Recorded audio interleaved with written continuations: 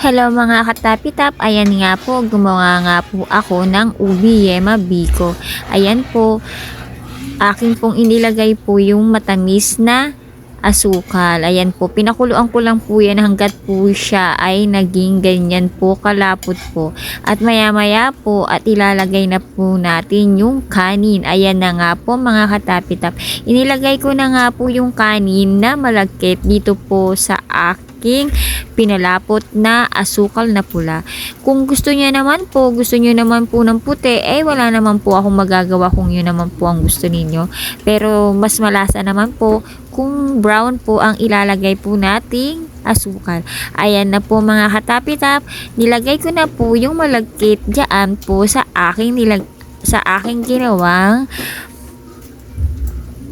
pinalapot na asukal. Ang hirap-hirap talaga mag voice over talaga. Kung napapansin niyo po, sinama ko rin po yung tutong ng malagkit. Kasi nga po, 'di ba, mas masarap nga po yung tutong pag nasa biko po. O yan na po, nilagay ko na po siya para po wala po sayang.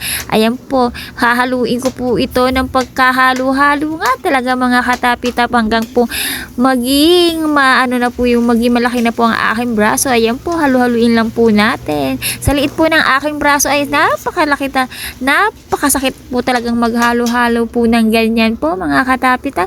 At wala ka pong kasama. Ayan po, nilagay ko na po yung unang gata po para po magiging masarap po ang ating ubi yema biko.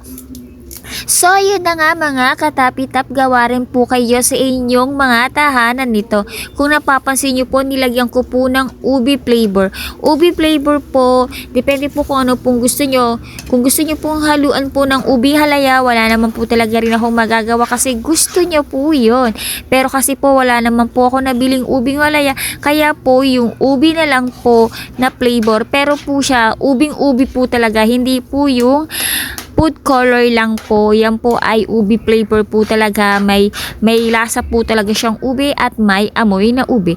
Halu-haluin lang po natin yan hanggang po masipsip ang gata ng Dinagdagan pa po ng ube kasi mukha po talagang hindi po siya ube. Kung hindi po natin dadagdagan ng ube, ayan po, mamaya-maya po, magiging okay na po yan. Magiging ubi na po yan. Purple kumbaga. O kaya, ano ba ang Tagalog ng purple? Violet daw. Sira ulo tong anak ko. At ito, hinalo-halo ko po talaga ng pagkahalo-halo. Ayan nga po, wala naman po talagang gustong tumulong sa akin. Kaya magtiis ka, Mariper. O yan na nga mga katapitap, nakita nyo na po, nagkulay ubi na po siya. Kung napapansin nyo, nilagyan ko po ng margarine. Bye-bye!